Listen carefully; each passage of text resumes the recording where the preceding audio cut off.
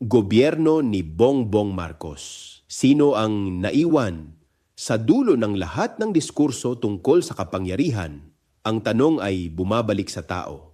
Ano ang nararanasan ng ordinaryong mamamayan?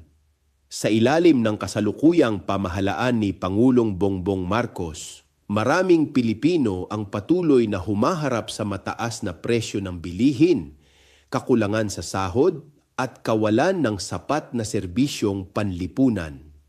Habang abala ang politika sa mga bangayan at pagpapakita ng lakas, ang pang-araw-araw na buhay ng marami ay lalong nagiging mabigat. Hindi ito simpleng usapin ng pamumuno. Ito ay usapin ng kung sino ang tunay na pinapakinggan at pinapahalagahan. Kapag ang kapangyarihan ay napalayo sa karanasan ng karaniwang tao, ang resulta ay pagkalugmok ng mga pinaka-nangangailangan. Dahil sa huli, ang tunay na sukatan ng pamahalaan ay hindi ang imahe nito, kundi ang kalagayan ng kanyang mamamayan.